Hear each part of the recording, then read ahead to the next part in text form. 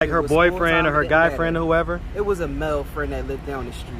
Okay, so some guy, he would have you guys go out at 9 o'clock, I mean midnight, at the age of 9, and go do demo work? Yep.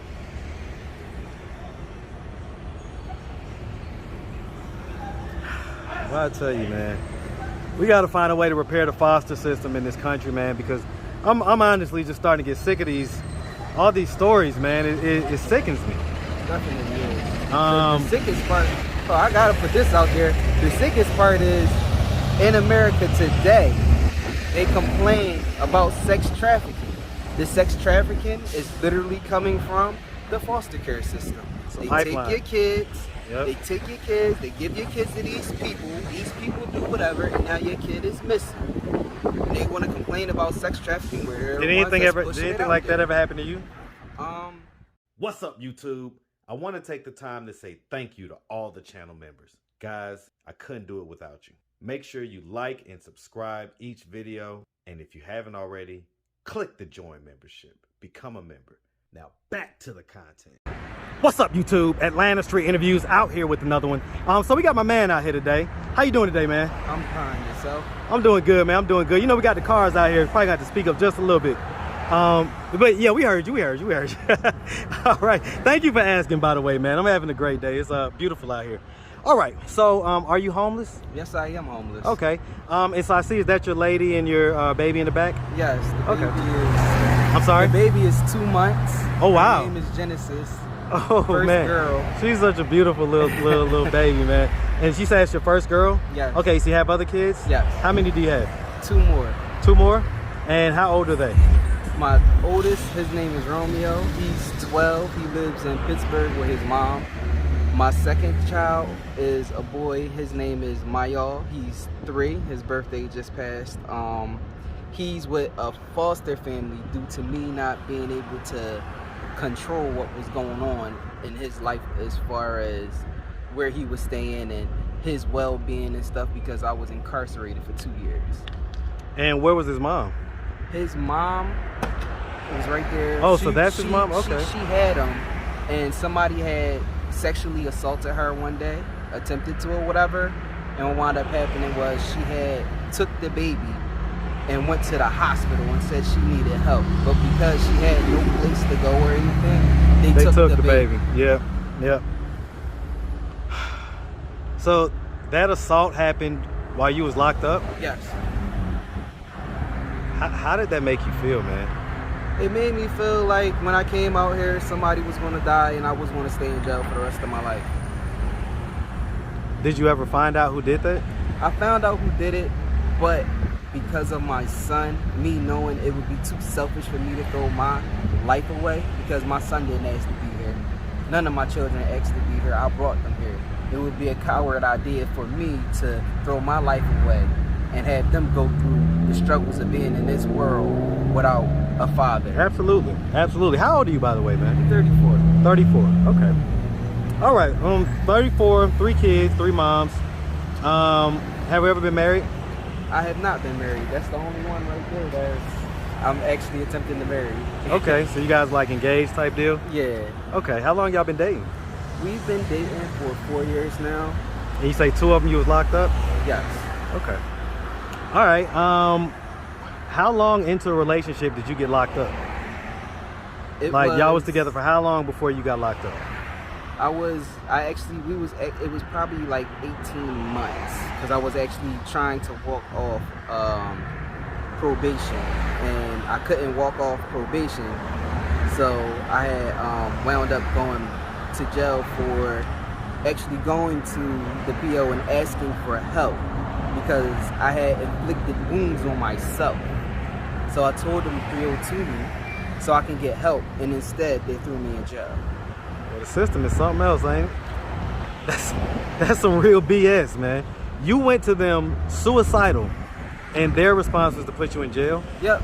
They said my back judge had to 302 me. They sent me to jail that day. What was you initially in prison for?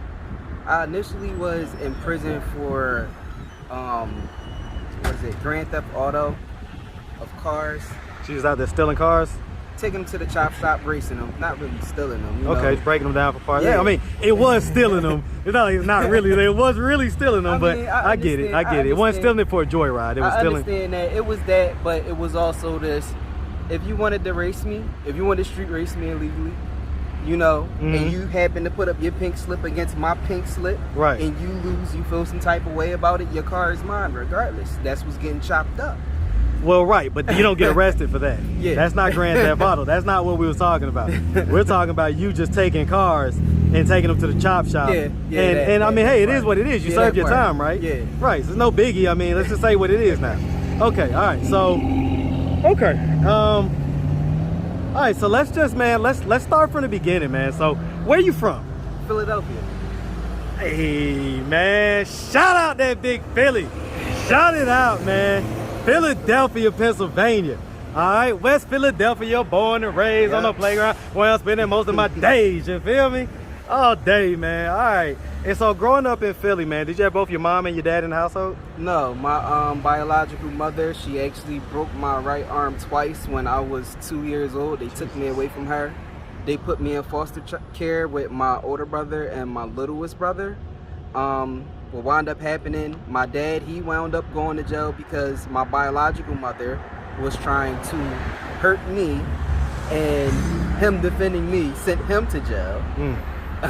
And then you ended up in defects with your Yes, brothers. I wound up in defects with my brothers. The foster mom I was with at the time, she had a funny way of showing love, I guess. She loved one, she liked the other, and she disliked the other. So she kind of like separated us as children without us actually being separate. I get it. 100%, man. That type of manipulation happens more often than you think. Okay, so growing up, would you say that you had like a fairly normal childhood? No, I did not. I actually started work. I started working at the age of 9, not going to school or going to school late because my foster mom wanted me to bring money home. She would send me out at 12 at night to go make money doing this demolition with her friend or whatever the case, and I would come back. So If like it her was school boyfriend time, or it her didn't guy matter. friend or whoever? It was a male friend that lived down the street. Okay, so some guy, he would have you guys go out at 9 o'clock, I mean midnight, at the age of 9, and go do demo work? Yep.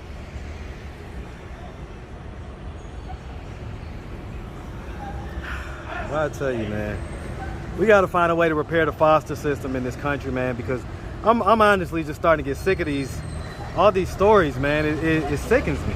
Definitely is. The sickest part, I gotta put this out there. The sickest part is in America today, they complain about sex trafficking. The sex trafficking is literally coming from the foster care system. They pipeline. take your kids, Yep. they take your kids, they give your kids to these people do whatever, and now your kid is missing. And they want to complain about sex trafficking where Did anything like that ever happen to you? Nothing. I can't say sex trafficking actually happened to me, but I was put in situations that I was not supposed to be put in, especially at a very young age. At 7 years old, 8 years old, getting molested by your babysitter, you know, just the whole sexual assault thing. Like when I was younger, I didn't take it into consideration. Like, hey, you know what? This feels good, so that's that. No, it was literally. So your This is babysitter what to was me. she doing to you at 7 or 8? She was having me rub on her breast, rub on her vagina, give her oral, and then she took it to the extreme one night and she actually hopped on me when I was asleep and rode me. At the age of 8? I was actually 10 at that time. Okay. But the touching and everything started around 8 years old. Huh. Okay. All right. But with that being stated, if she was to say anything or try to turn it around on me, the law is going to take her side because she does not have a male part. You know?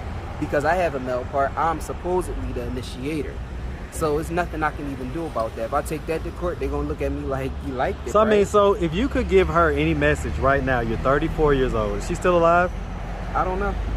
Well, if she were, and if she would have happened to come across this video on YouTube, What message would you tell her? Look her dead in the camera and just tell her. I would tell her, look, listen, what you did was wrong. Take responsibility for your actions and don't hurt nobody else, because your actions didn't just hurt me as a boy, it hurt me as an older gentleman, because it warped my mind of sexuality being not emotional. It's not emotional. It's literally looked at as now an item or a possession. It's not looked at for what it's supposed to be. So basically, you don't feel like you have a healthy sexual outlook. No, because how can I attempt to love something when I was already forced to love the opposite? So does that affect your current relationship? It doesn't affect my current relationship. I do go through, sometimes I do have I veer back into the past sometimes, and it triggers me sometimes, you know, and with those triggers, it's like, these are things I have to deal with. If every other child had to deal with these triggers, whether it was boy or girl, they wound up in a loony bin over something or on my channel. Was or on my channel, man. Not supposedly supposed to be hurting anybody. They look at it like, oh, it feels good, so it is what it is. Man. That's not how it goes. You can't warp a child's mind like that, man. So, all right, man. Well, listen, man. I mean, so what are you guys doing at this point to try to get out of this position of being homeless? At this point, I'm currently, I'm headed to a hotel for 7 days. I'm going to hopefully start work Tuesday or Wednesday, depending on the situation, because I don't have my ID. I don't have my birth certificate. I don't even have my phone, and that was because the place that I was, the shelter I was at, it got stolen there. But they don't want to run the cameras back, so I tell you, man, it's a running theme on this channel, man. the viewers are gonna say, not again, not another mother flipping ID, birth certificate. We literally hear that almost every single story, man. So we know it's true. All right, man. So at this point, man, so listen, if anybody out there wanted to reach out, help, or donate, do you have a way they could do that? Do you have social media, Cash App, anything like that? I actually don't have anything right now. My fiance has. What's the Cash App? Her cash. What's the Cash App, miss? Come tell us real quick.